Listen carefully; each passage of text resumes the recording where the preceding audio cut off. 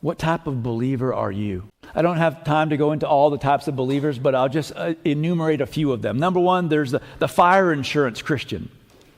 I believe in God, he says proudly, but only prays when he's getting burned by the fire that he created. You know a fire insurance Christian? Right? They set fire to their life and then they start going to God. How about the subscription Christian? Belief in God is on subscription basis only. When everything is going well, he puts God on vacation mode with auto cancel if too much righteousness is demanded of him. Then there's the freelance Christian. God is love, he declares. The translation, God agrees with me no matter what I do, and I have an anything goes faith. And if anything challenges that, then the Bible is misquoted. Right? You know people like that, the freelance Christian. And then finally, I won't get into them all, but this is one that I think really stands out in our day.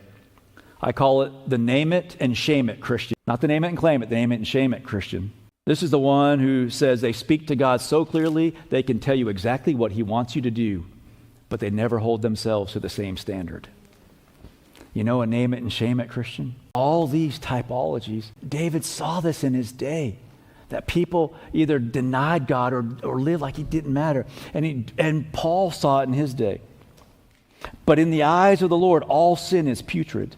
As one writer put it, he says this, let no one suppose that man's grievous revolt against God is the end of the matter. Not at all. The wickedness of men is not only a grief to God, but also a challenge to him. The rebellion of man is not only grievous to God.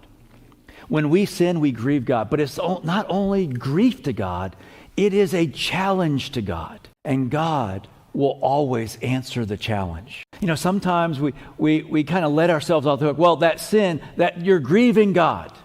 That's true.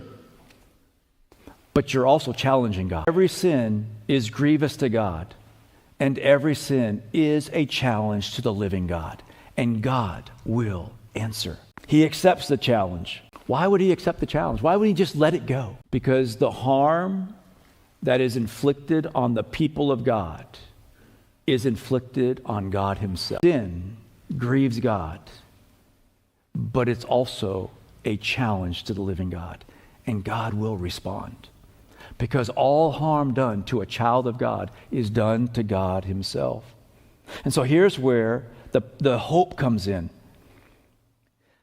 That God is our refuge. He's a refuge for a time that's very difficult. He's a refuge when we're persecuted, oppressed. He's a refuge when we sin and mess up and we hurt somebody else. He is a refuge.